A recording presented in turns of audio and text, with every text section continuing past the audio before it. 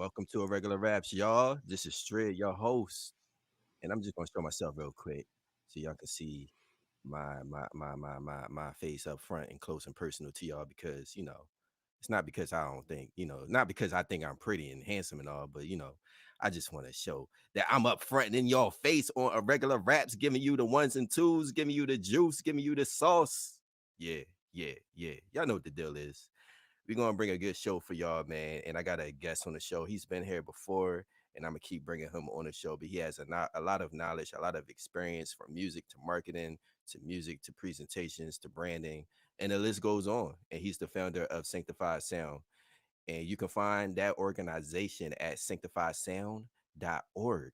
So one thing I read when I went on this website is that they are a hands-on team that is ready to meet the specific needs of any artist on any level that is serious about the craft and wanting to be successful in building a career in the music industry. So go to the website, y'all. And he also is starting a school with Sanctified Sound.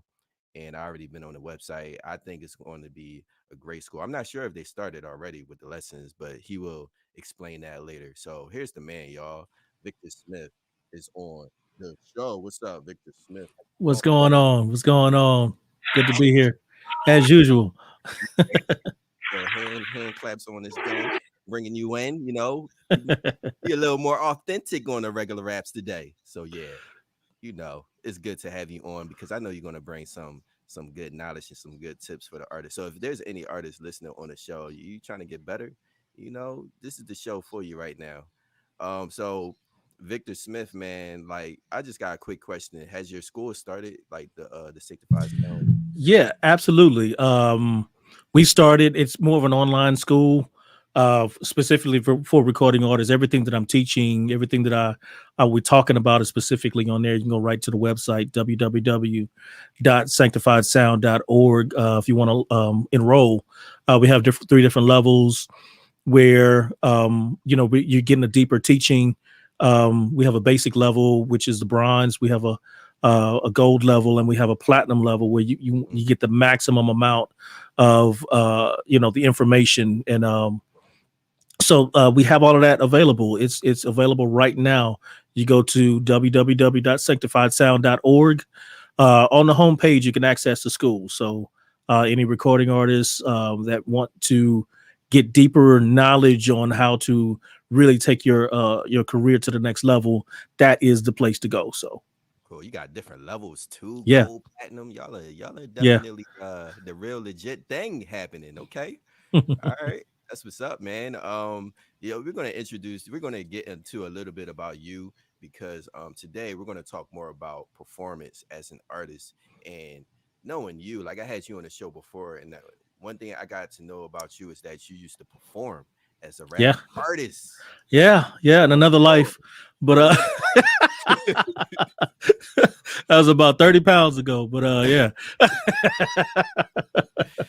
wow, man. So I mean, you don't even look that big right now. I mean, I'm sure hey, you look, found it's a fountain of youth. okay. God got that living water flowing through you. Absolutely. So tell me about yourself, man, about you as a performer. What type of performer was you? Were you like the energetic performer? Was you like a solid performer? What type of performer were you? It's crazy you should say it like that because there's different styles and different types of performers. I was more of like a solid, I just give you a good show. I'm not about frills. I'm not about like, I'm not so detailed. Actually, I'm pretty detailed, but not meticulous to the point where it's just crazy. But like I said, I just give you a good show, make sure that everybody's having a good time. And that's just who I was, but I was a part of a rap group. It was four of us, and we all had different personalities.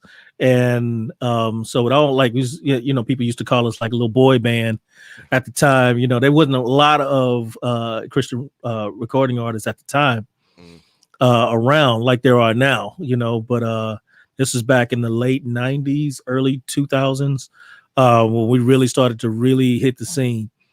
But Why yeah, what no, did they call y'all? Why did they call y'all a boy band?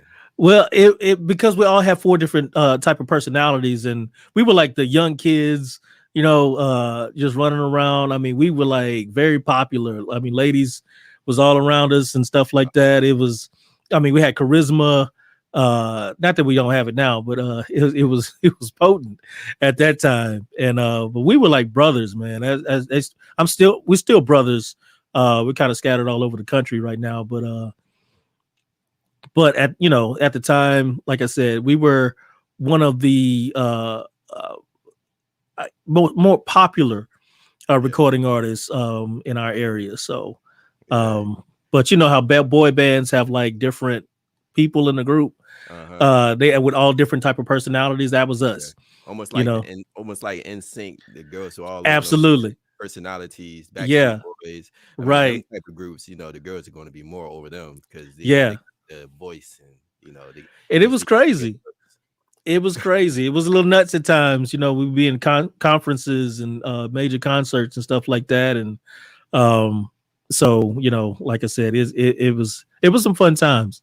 It Mm, was some fun times. With me, I was more solid. I was just kind of making sure everything runs right. More of a general on the stage. I'm gonna be honest with you. It was more making sure that everybody was in their positions. With it being rap, uh, especially when you're dealing with a group, it's chaotic. It yeah. could be chaotic, but we made it a point to make sure that we were organized. We knew what we were doing. It looked chaotic to everybody else, but we knew exactly what we were doing. Mm. I like to call it organized chaos. So we're gonna talk more about that, and Yeah, anybody listening, man, I see y'all dropping in comments. What's up, Diamond, the co-host? She was supposed to be on the show, and she may drop a question for you while she's watching.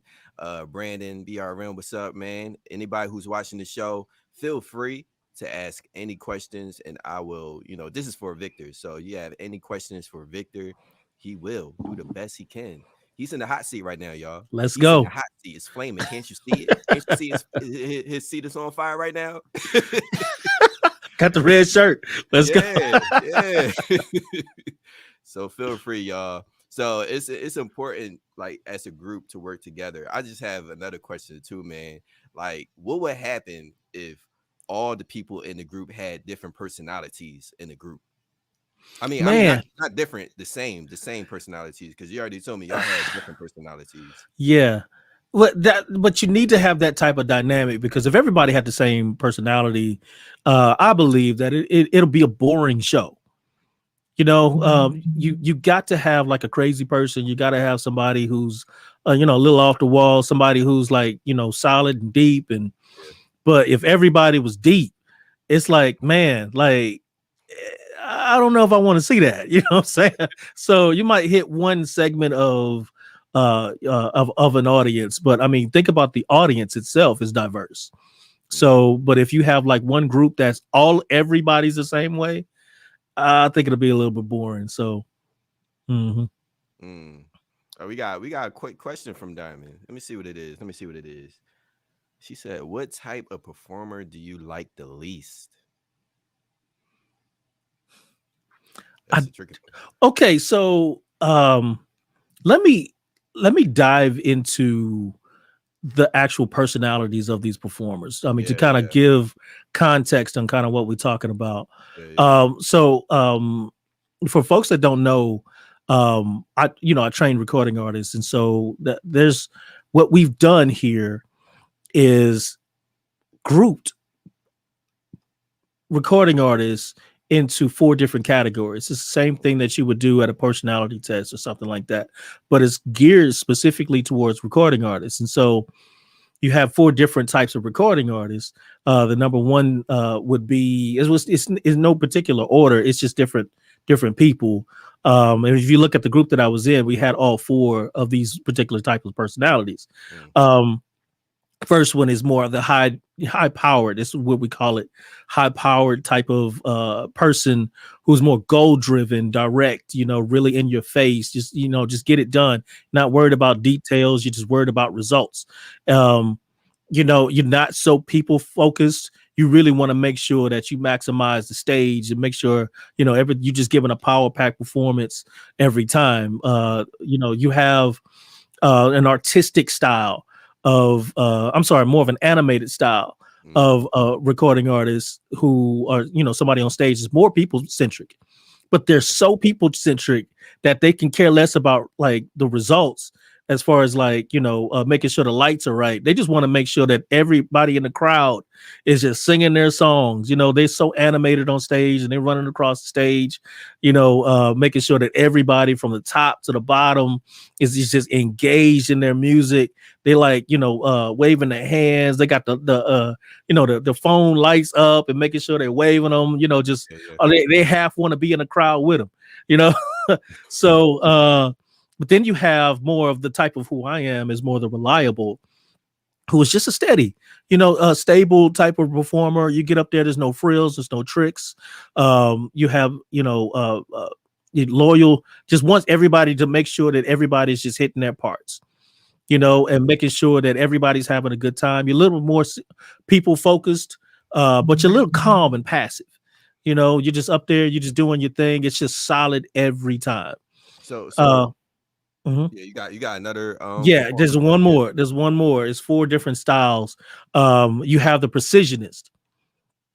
You have like somebody that's so meticulous on every detail being right. You have somebody like uh, Michael Jackson or Beyonce, and every hit, every move has to be on point, and that's results to them and making sure that every like this fantastic show has to be done, but every light has to be shine at the right point. Every hit. I don't know if you ever seen like the movie This Is It, Mm, Michael Jackson. But if you watch him, it's like every hit, mm, everything has to be on point. James Brown was the same way. yeah, Everything had to be on point, and they go crazy if it's not. yeah, yeah, So but if you put all of those together, it's a HARP. It's a harp, and we call it a harp assessment, where we take artists through this actual assessment to find out who you are. There's not another one on the planet that's like it. That's all a part of our school as well. You find out what type of artist you really are. So, in this particular day, we're talking. It's going to be that's kind of where we're kind of going as far as that's concerned. So, yeah. That's interesting because I was gonna ask, like, how do you mhm. know what type of artist you are? So is it based on your personality? And should the artist try to be something they're not? Or No, it's yeah, you because yeah, this is my problem with recording artists. A lot of times is that we trying to create an alternate persona. You're trying to create something that you think is attractive to other people, when you should actually just be yourselves, but dial yourself up to 11. You know what I'm saying? So if you high powered, you driven, you should be very like up to 11 on your stage performance, but you got to figure out which one you are. And so we take you through this assessment that I think every recording artist should go through, and you literally find out how you are on stage, how you are in the studio, how you are, in interactions with your audience, how you are in meetings, how you are with your team, and how you are just in your career period. You need to know who you are. That's another step of finding out who you are, is know what type of artist you are. I guess there's like if you don't have like an assessment in front of you to Mhm. like figure out who you are, I mean, you just gotta know who you are, and like you said, turn that notch up when you start performing. Like Right. sometimes I wonder too, like just like acting, people channel another person. Sometimes I wonder if Yeah, people try to do that when they're performing. And is that a bad absolutely. thing? Is that a bad thing? No, Yeah, it's not. It's the same thing as far as, because literally when you're on stage, you're an actor. yeah, Because think about when you go through your worst moments of your life and you write a song about it. When you're on stage, you're not there in that mental space anymore.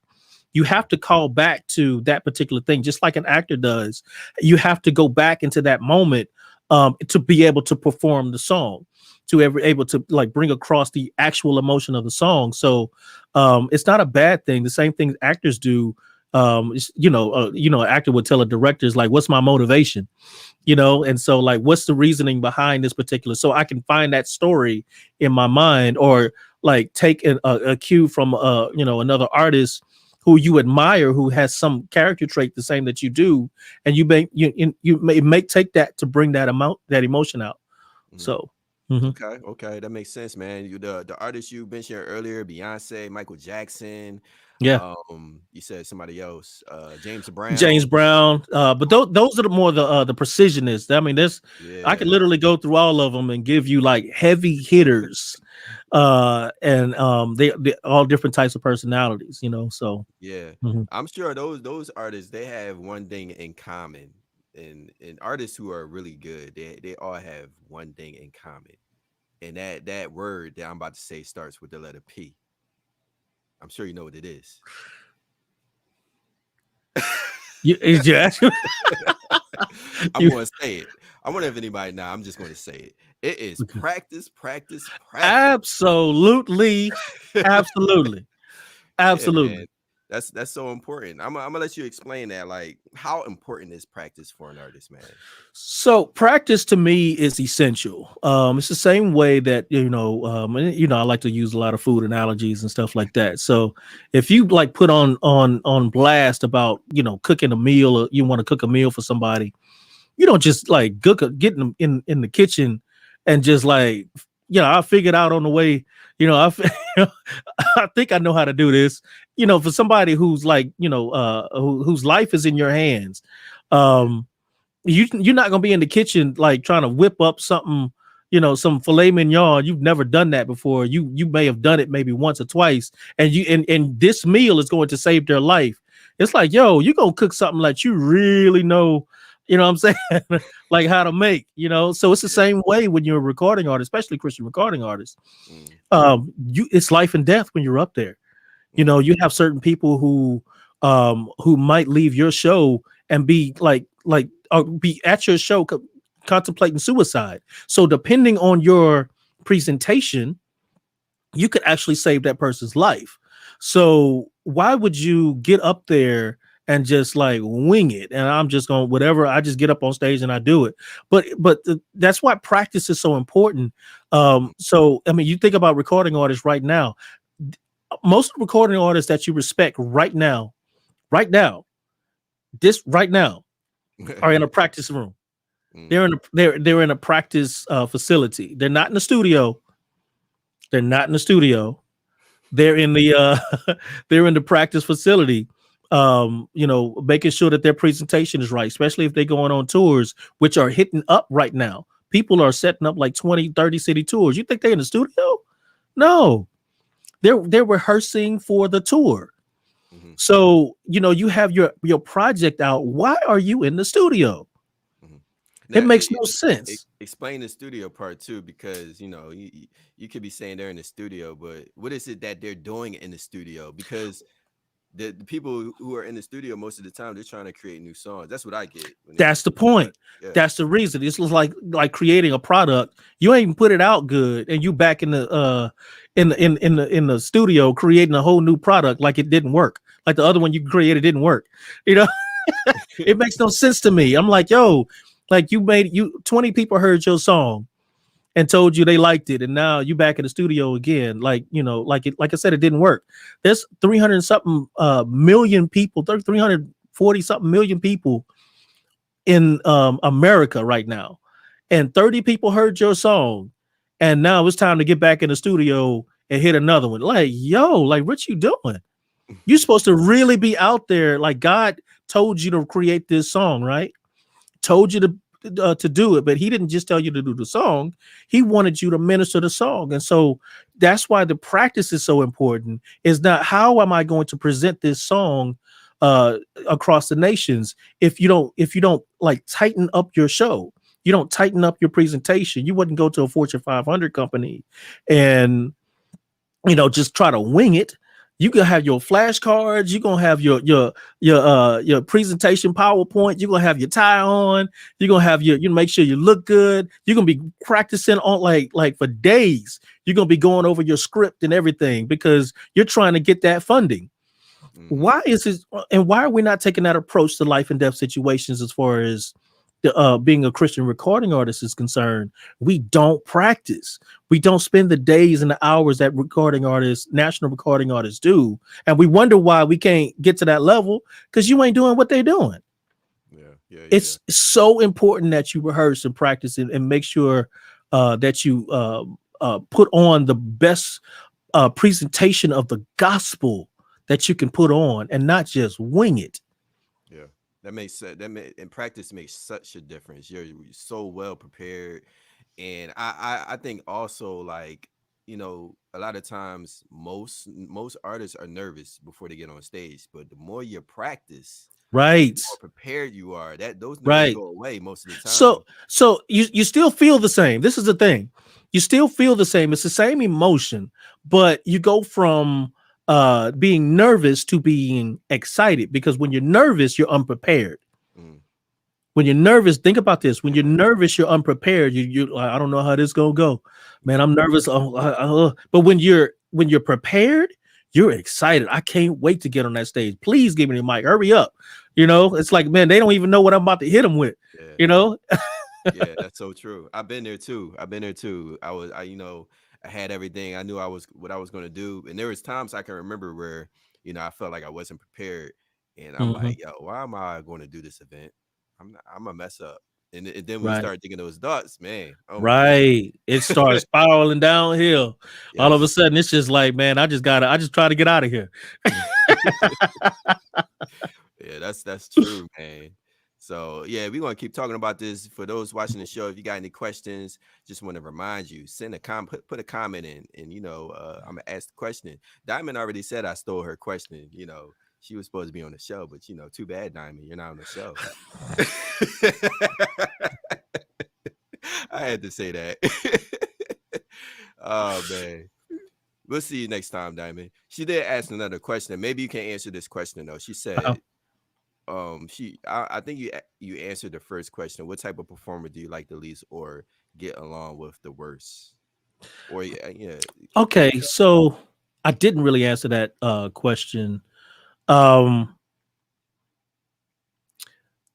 there okay, remember when I was talking about the different types of recording artists? You had the high powered, you had the animated, you had mhm, the reliable, and the precisionist. So let me tell you exactly. Now it's kind of bracketed off, and I'm answering this question, but I have to prerequisite with this.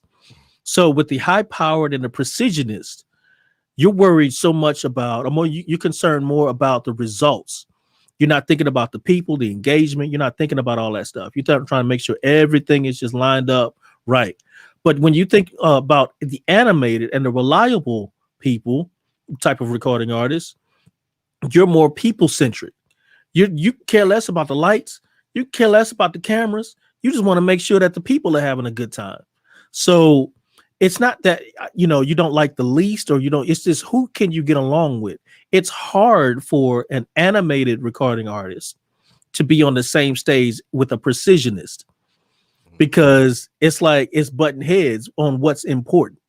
And so the precisionist is so worried about the aesthetics.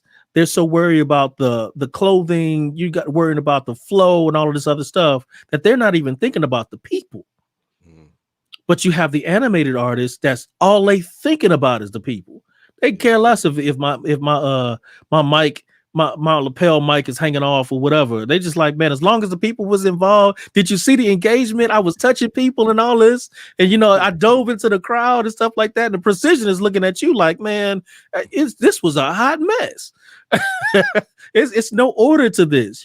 So you, like I said, it's just personalities clashing as far as that is concerned. So it's you just have to find a happy balance on what's important, and that's why I think you need to have especially if you're in a group of three or more people, you have to have somebody who can regulate those type of personalities while you're on stage. For my particular group, that was me. I was the general. I was making sure everybody was on point, making sure everything was organized in the chaos that we were trying to show you, making sure that everything as far as the sound man. I told the sound man to just watch me the whole time because I'm giving you signals the whole time. And so making sure all of that stuff was going on, and they would look to me to say, to make sure if they moved out of spot, believe me, I was on them, but I was on stage too, so I had to kind of manage all of that stuff too. So, So mhm. is it fair enough to say that you worked better with an animated artist, maybe, or maybe like I don't know, what would be another opposite of a solid artist? Did you have a favorite artist you worked really well with when you perform? When I performed, all of us had the different personalities. Hmm. So I clicked better with the precisionist because I was Uh, reliable. okay. And I'm gonna tell you why. Because the reliable and the precisionist is calm and passive. We're not so aggressive on stage. We're just sitting back, making and letting everything come to us, making sure that everything is just comatose on stage. It's not erratic on stage. But then you have the high powered and the animated. They're so active and excited. They all over the place. Hmm. And to me, that was like, yo, like y'all calm down. And they looking at me like, man, you gotta amp up a little bit, what I'm saying? So it got me more excited, and I was able to kind of steady them to make sure that everything was just moving like we planned, like we practiced, you Yeah. know. So like rap music, man. Like you got a hype man a lot of times, and like the hype man is with the lead rap artist. Mhm. How important it is for you to find the right type of hype man? Like do are they Yeah. and do they always have to be animated? Because usually hype men are animated. Well, that's why you call him hype man. Yeah. Right. Like, yeah. So you would want them to kind of get the energy, because it's hard being an artist when you're on the stage by yourself. I mean, a lot of times you can't breathe. You're trying to, catch your breath in between points. Partly because you didn't practice this stuff. Yeah. Um, yeah, I'm just saying. Uh, you got to practice your breath points, and try to keep the engagement. That's practice. You don't just fall into that. Um, but there's certain artists that need a hype man. You got to have somebody up there, because it's a lot of cardio going on up there when you're running across that stage, and you got to go from your hook to your verse, and sometimes you're so tired halfway through the hook. That's why you need a hype man to be up there and just to kind of smooth everything over. So a hype man is used for more of transitional purposes than anything, and really keep the crowd engaged. Also, stage plotting as well, for working the stage. If you look at national recording artists, and I see this all the time, and this is what I try to teach recording artists, is that when you have a hype man, you should be able to utilize the stage very well. That means that when you should never be on the same side of the stage with your hype man, or with anybody. If you want a group, you've got to utilize the stage, but use your peripherals to know if the leader starts to move. If you're a hype man, if he starts to move this way, immediately you should be crossing the stage. You know what I'm saying? So, or if you're in a group with somebody, you should be looking and crossing the stage. I've seen so many times where the person who's not rapping starts to move, and then the leader starts to move in the same direction, and the other one have to come back, and it's just looks I'm just looking like, yo, like y'all, come on, y'all. Now not looking at each other, and on the stage, you was wrong. Don't try to hide it. You was wrong. It was just an those are awkward moment. those are things I think you should practice too, right? When you're rapping with Absolutely. other people, a hype Yep. man, need to Yep. practice with them. Yeah. So national recording artists and big time recording artists, people who are serious about this stuff, use a practice room that has mirrors, so you can see yourself practicing. You know what you look like. If you can't get into a practice room, you do have a phone. Record yourself. You want to make sure. I did that a couple of days ago with another recording artist, and I'm helping develop his show. And I recorded him on his phone, and I said, "This is what you look like." He was like, "Oh no, oh no!" And so we started working together, and I showed him different points and plot points and stuff, and when to move and when to stay still, when to wave his hand, when to do everything. We studied the music and created the show based off the music. So when I recorded him the second time, it was a drastic change. Mm, But it didn't. It he couldn't feel it, or he couldn't feel it until he saw himself for the first time. That's why you need mirrors. You got to see yourself because you mm. think that you look good, but Yeah, yeah, yeah, you yeah. know you got to record yourself to you're gonna see how chaotic you look on stage. Surprise, surprise. Yeah, Don't be shocked when you see yourself. Yeah. absolutely. What are some other elements? Because like you brought up a good point. You look at yourself, look at your hand motions. You look at I'm sure there's other your body language. Yeah. And I think I want to go over like just certain elements you look at in order to practice to get better.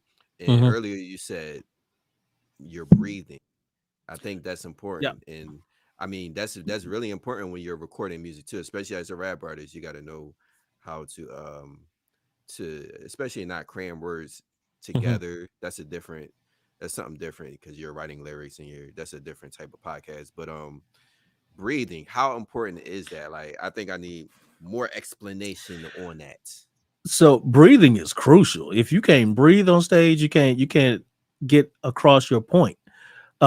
Same way with singers. That's the reason why they can't get certain notes. It's just because you can't breathe. And just because you wrote the song, think about you wrote the song in the studio and you gotta, you can't breathe while you're recording it. How are you gonna breathe on stage?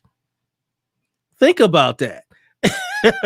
How you gonna breathe on stage? And you trying to do the song that you did recording, and you was like, man, punch me in, punch me in, punch me in. Yeah. And then when you get up on stage and you ain't practice your breathing on how you gonna get through it, you not gonna get through it. Mm, So you have to practice and make sure that you can articulate and stick every point that you have, because like I said, when you're up there, to somebody in that audience is life and death.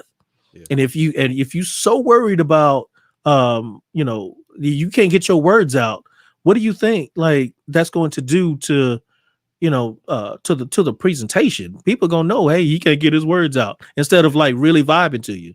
Yeah, and breathing, you're talking about breathing before you get the words out so you can get the words out, right? Right. Yeah. Breathe enough And just to having different points in your lyrics to know where to breathe. yeah. You've got to practice that. So how important is body language? Like I remember you told me, you don't always have to be, use your hands a lot, but you can there's different ways to perform. Yeah. And I know body language is important. Like, body language expresses certain things through your music. Along with that, emotion. I actually want to ask you that after this one. But how important is body language? And how do you practice body language? Okay, so I guess the mirror would definitely work, yeah, but you yeah, got to know what you look like. There's certain people that try to do body language too hard. Um just because you see somebody else doing it, and you like their swag, and you like how they do it and whatever, but I mean, but when you record yourself and you see yourself, you look quite foolish doing it because you like I said, it takes practice to know what you're going to do and how you're going to visualize yourself and be on stage, because you could really lose your audience if you don't go over this stuff. And um because like I said, the audience is looking at you like, oh no, he looks horrible. But your body language, it it's more effective than what you think it is. It matters more than what you really think it does. Before you even talk on stage, the way that you walk and grab the mic, people are looking at you, whether they're gonna listen to you or not. How mm-hmm, you look, how your swagger, how you move. Do you vibe? Are you when you hop? Are you hopping in time with the track? Are you off all over the place? Because that matters. yeah, That matters. You don't see somebody who's very successful moving against the track, but you don't even know if you're doing it if you don't see it. mm-hmm, If you don't record yourself and see if your steps are in time with go back and look at some of your favorite recording artists. I'm talking about not the tour stuff. I'm talking about organic, like, stage shows that they've done. Hmm. But you'll see them like their whole body is just vibing with the track, the whole time. It's unconscious. They just moving with the track.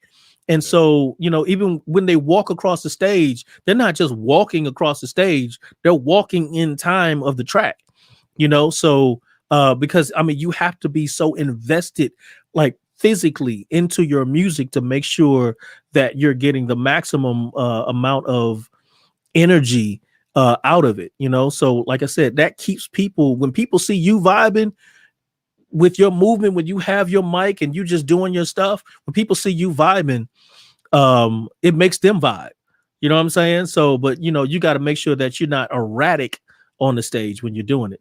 Hmm. Yeah, that's important, man. Mhm. I feel like sometimes artists they use choreography. Choreography, yep. It's not always needed, but I feel like maybe Yeah, sometimes that's it'll very enhance your show though. yeah. Well, So that's one of the things I teach. By the way, everything that I'm oh man. can I do Commercial break, y'all. Commercial break. everything that I'm teaching comes from this book here. Are you serious? I'm trying to get out of the mic, out of the lights.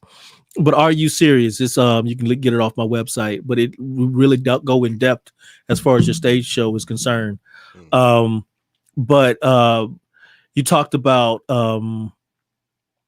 choreography. the actual choreography. So that's what I mean when I'm talking about uh organized chaos. Okay, so organized chaos, think about the word organized.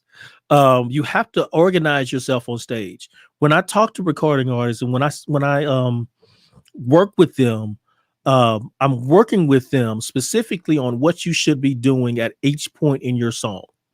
Okay, it's the same way a recording artist, national artists on tour.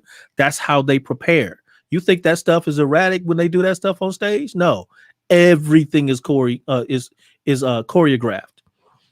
So if we're trying to get to that level, even at this stage, um, you should be using some type of choreography. Know where you're going to be on the stage, so you don't have to think about, hey, I got to go across the stage, or oh, I ain't been over there in the whole song. No, you should be over. You should be utilizing the whole stage. That's another reason why they used to call us more of a boy band, is because we had almost dance moves in the middle of our songs and stuff like that. So at certain points, and we might have said something, a gunshot, and we'll shoot one of our people, and then the other person will fall back into somebody else's arms.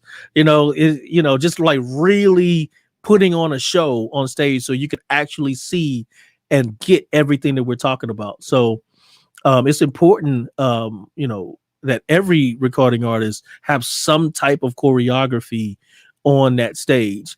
The only time that you can kind of get away with that is if it's a deep, meaningful song where it's not much movement, and it's very intimate, to where you have your eyes closed and you're really just diving into stuff. But especially fast songs, mid tempo type stuff, there should Yeah. be some level of choreography going on to keep people involved. Yeah, I always feel like the faster songs Yeah. need more choreography than the slower songs. Hmm. You can choreograph a slow song, but I just feel like there's so much going on in a fast song. You don't want to just look choppy. Sometimes I feel Right. like even a fast song you can look like robotic because it's so fast paced. Exactly. Exactly. You I still got to actually be in a level of being fluid yeah on stage, So unless it's like it calls for that, and the track is going chop chop chop yeah. chop, and you got to pop lock with it, you know, I've But actually you, yeah I've actually seen myself on a fast song yeah, years ago, and I was like, oh no, I gotta fix that because I was like too choppy. Like my hands, like I was like, oh okay, let me change right, that. right, Yeah. right.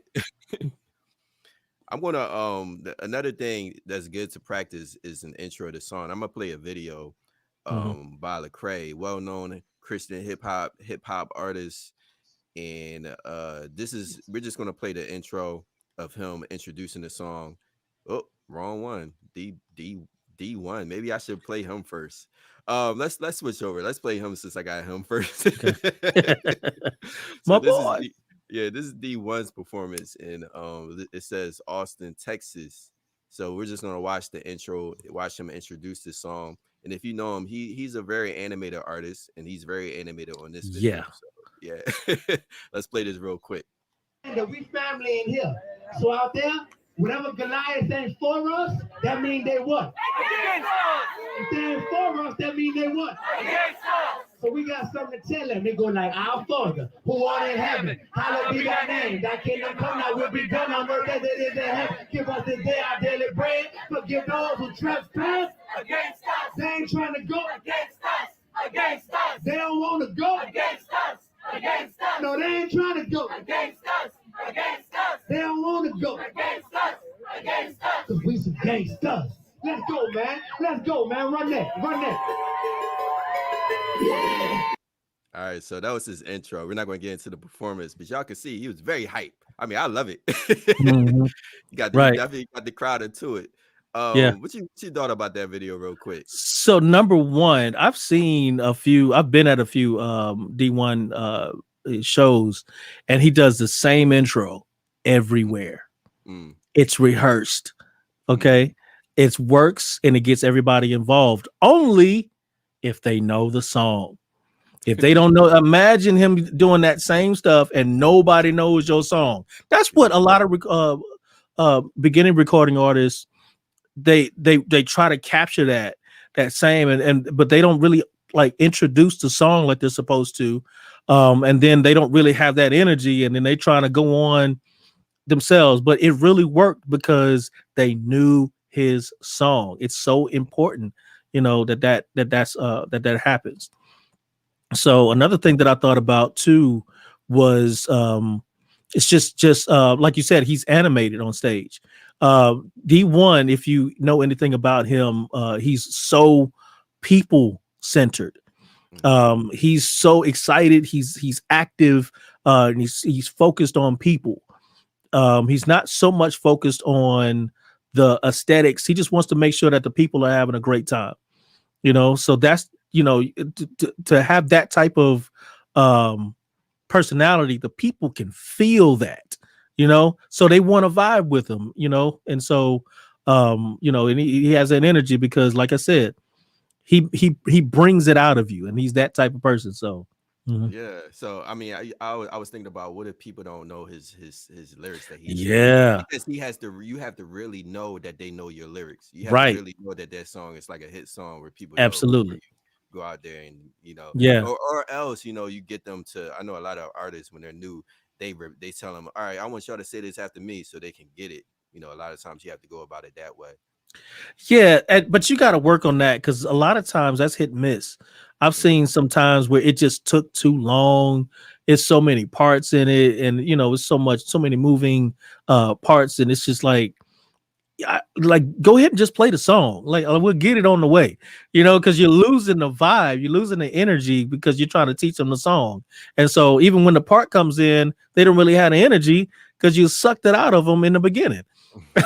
So you got to practice like how you're going to introduce that song and introduce it very quickly so that you can utilize that energy. You don't like suck the energy out of the people from jump. Now, does it matter what type of audience you have, man? Because Well, no, it depends. It depends.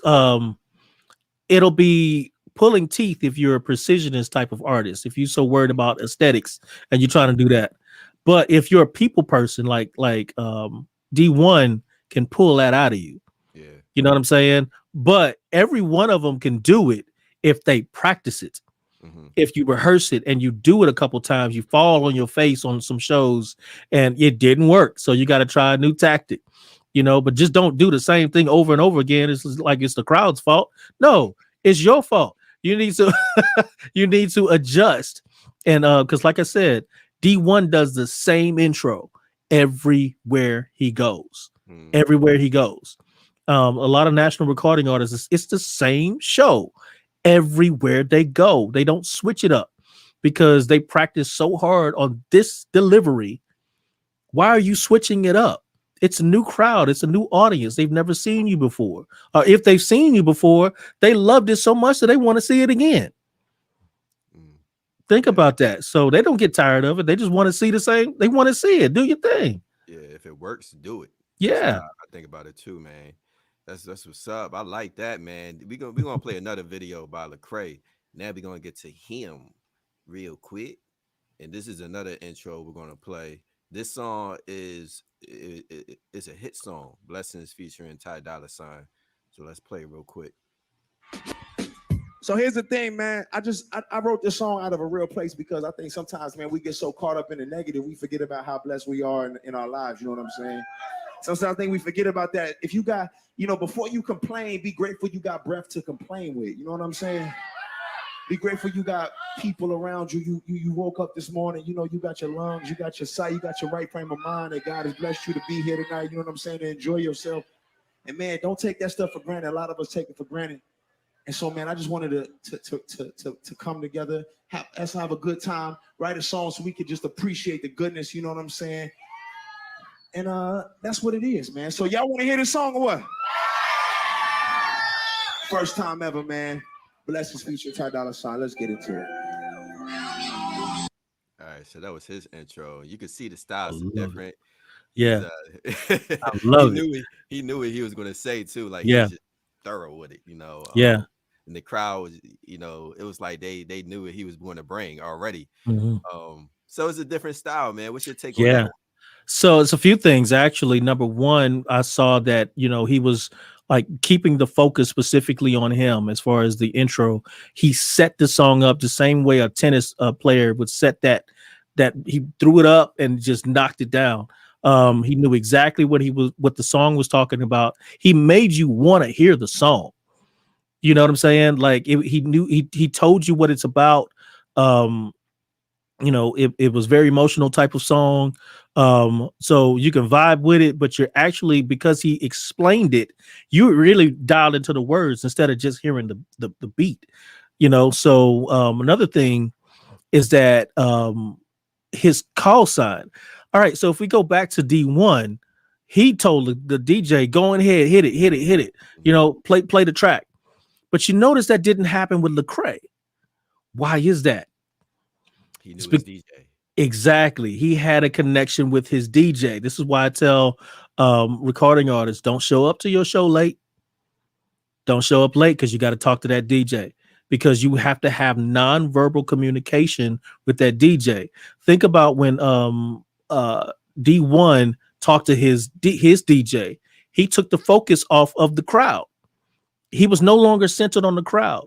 And you felt that. But with Lecrae, he never lost focus with the crowd, because the crowd is most important, but he had a call sign, let's get it.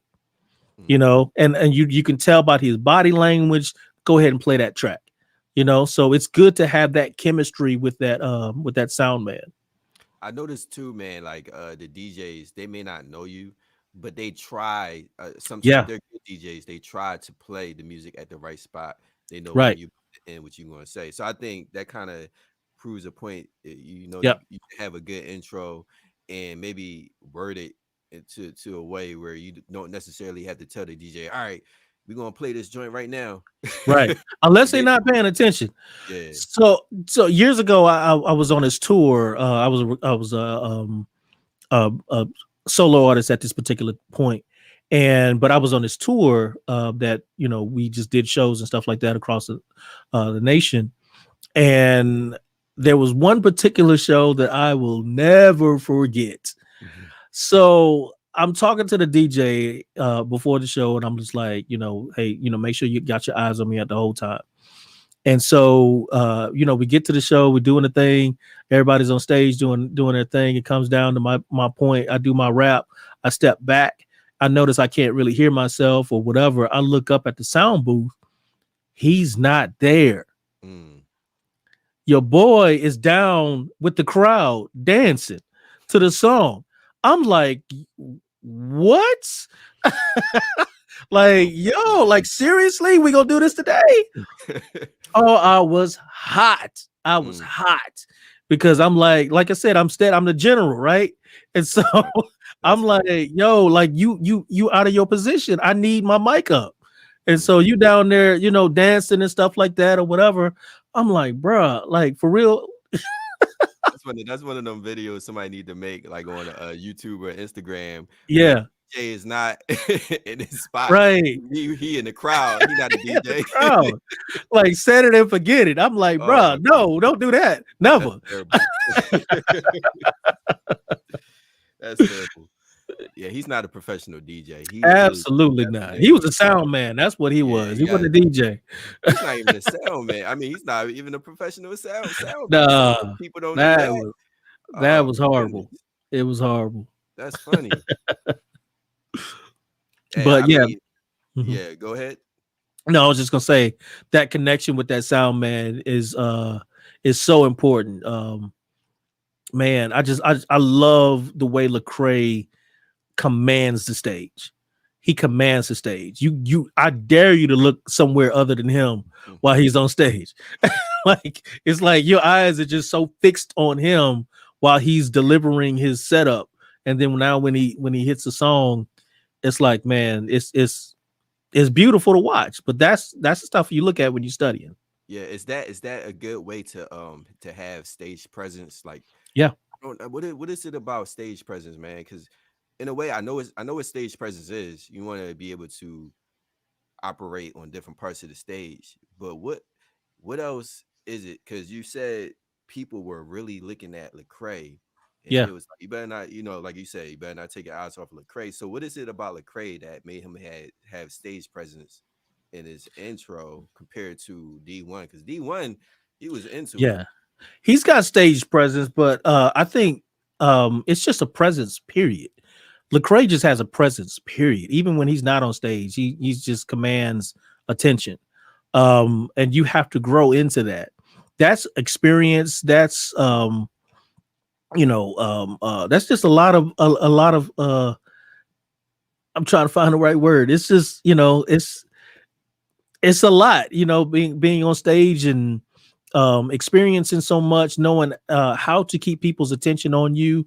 I was Years ago, he came down to Lafayette, Louisiana, and one of my artists, this happened like over 20 years ago, before Lecrae was Lecrae. He was at this at University of Lafayette. So we went down there. One of my artists were opening up for him, and that's the first time I actually got a chance to experience Lecrae. Your boy was on stage by himself, and I promise you, it felt like five people on that stage. Really? Wow. I mean, the energy. He was his own hype man. I mean, he was jumping, hopping, and moving on the stage. Like he was like from corner to corner on the stage, keeping everybody involved. And this is what I love about what he did. He didn't. All he had the sound people to do was to hook up his MP3 player. He controlled it from a little remote control that Okay. he had on stage. A lot of recording artists do that depending on, because it has a sensor, and it has a range, but it was in range for him to control it himself. So he was the whole show, but he did that before Lecrae was Lecrae, right? So now when he's Lecrae on stage, it's seasoned, right? It's like he's been doing it for so long that he doesn't have to utilize a lot of energy now. So D1 is where Lecrae was at that particular point. You know what I'm saying? So he has to like have that stupid energy on stage. So but that's just D1 period. But if you know D1's really laid back. He's really laid back. He's cool. He loves people. He loves people. Mhm. Loves people. He's always in the center of something. So I can tell by the things he posts. He's all yeah. about people, and that's him. I can tell that's him. Mhm. Genuine with that. It's interesting you said like how artists is and I think I'll remind people who are watching, if you're trying to get better with your performance, it's good to watch artists from where they Yeah. started before they became seasoned, before they became professional or famous or whatever. I noticed the difference, like when they first start off. a lot of times they are. I don't know. Maybe you can correct me, but it seems like a lot of times they are energetic. Yeah, Really trying to grab the audience into their yeah. performance and It's for almost like you're overdoing it, but you yeah. have to at that point because you don't command the stage like you do when you're seasoned, and everybody knows that you know who you are. Everybody came to see you, but when you are like, let's say doing a college tour, a lot of times those kids don't know who you are. So you really gotta overdo it. You have to be so animated on stage to where you want to make sure that they don't forget you. Mhm. Yeah, and I remember you said like you had an artist look at another artist NF before he Yeah. became popular, to see how he performed and Yeah. what he did compared to himself. That's another good way to get better at your performance too. Hmm. So yeah, I think I'm gonna ask one or two more questions, man. Performance, and practicing performance. We talk about it doing it on stage, but is it the same thing as like practicing in the studio when you're recording? Because when you're recording music, there's a different type of pressure. And I'm a little surprised that people who when they record music, they can be a little more nervous than when they're recording Yeah. on stage. And I'm like, why is that? Because I've never been that way. And when I'm in the studio recording music, I'm comfortable. I'm in it. Ain't no nerves in me. And maybe part of that reason is because I record myself too. But Yeah. no. But even when I recorded music in somebody else's studio, it was still the same thing. But it's probably Hmm. because I'm an audio person and I'm so used to making everything on my own. But how like is there a difference when you're practicing recording in the studio, and is there such a thing as practicing recording your music compared to performing your music on stage? Absolutely. When I record folks, I tell them like for real, don't come here unless you're prepared. You don't waste my time. We're not sitting here writing. We're sitting in here executing. I mean, time is money, like for real. So you need to make sure that you know exactly what you want before you come on in here. It's the same way that you're on stage. You don't go to stage to practice. You go to stage to execute. So but this is the thing. There are certain people who are great in the studio but horrible on stage. Mhm. They got studio on lock. I don't care. There'd be 50 people in the studio. They getting it because that's what they love. They love to be in the yo. But then you have certain people who, but they are horrible on stage. When they get on stage, they get so nervous and they feel like, man, I can't like this. It's one thing to be in a studio in a room. It's another thing to have people actually looking at you. But there's certain people who are great. I'm talking about phenomenal, uh, live, but horrible in the studio. You know, because like I said, you just have to figure out, your motivation. And so a studio producer or an engineer, if you have both hats, a producer's job is to make sure that that person feels comfortable and can execute in the studio. And so if you've got to be almost like a director for a movie and get them to look at their songs differently, this is what I tell them. Who is somebody that right now who needs to hear your song? And so when you're in the studio and you're choking because of I don't like the way I sound, or hey, it's something too loud, or I messed up, I keep messing up, and you get frustrated. No, let's refocus. Mm. Let's refocus. Who needs to hear this? Because I can fix pitch and I can fix timing. Say I that again. cannot. I You can can fix. fix pitch, Yeah. like your like pitch correction. I Mhm. can fix your pitch and I can fix your timing, slide in and moving stuff, but I can't fix emotion. I need Mhm. emotion. Mhm. You can't fabricate emotion. So I need you to get in there and I need you to minister to somebody on that mic in the studio. So if it's a little off, it's fine. Unless it's not, not egregiously, but if just a little slightly off, I ain't tripping on that. Man, if I could feel it, let's go. Let's move on. Mhm. You know, Mhm. as Yeah. opposed to the stage, certain people that's nervous on the stage, I just tell people just to calm down. And focus on the person on somebody who needs to hear your song. There's one person, is not the crowd. Don't look at the crowd. You think about that one person that's sitting in that audience that is like I said, it's life and death that they hear your song that you execute.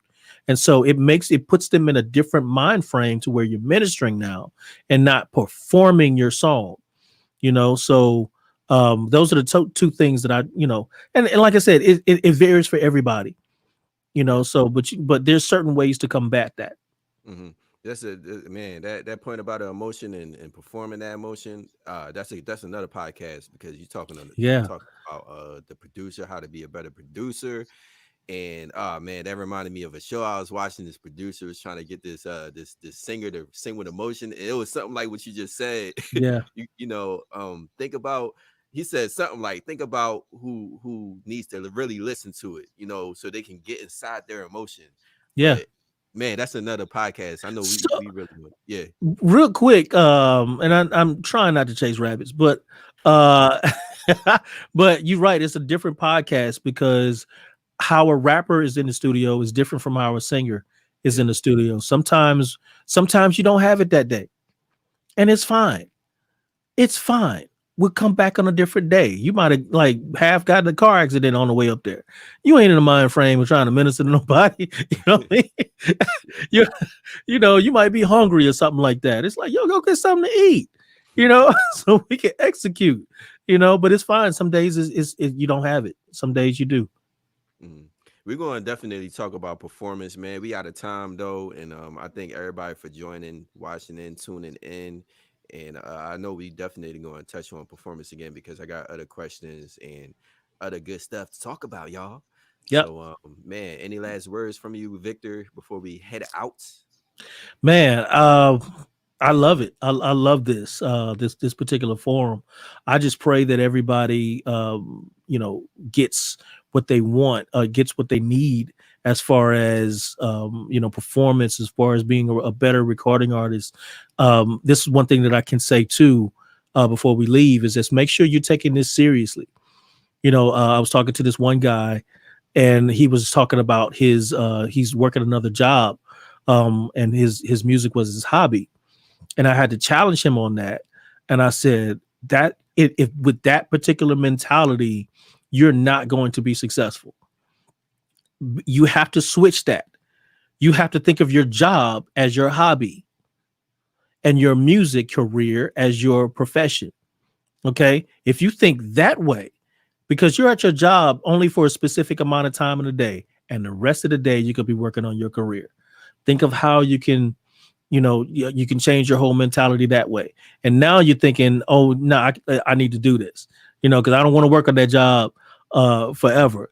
I quit my job just because it got in the way of me doing my ministry. So because I had that mindset. All right, y'all. Y'all heard it from Victor Smith himself from Sanctified Sound. Man, good, wise, knowledgeable words coming from him. I'm gonna have him on my show next month, so be sure to look out for that. And I got some other good shows coming up. If you haven't followed Regular Raps on Facebook, subscribe on YouTube. Be sure to follow me. And I always got some good stuff I want to talk about. So y'all stay tuned, be blessed, flowing God's love. He is good. And just continue to be led by the Holy Spirit, y'all. Be blessed, y'all. We out of here.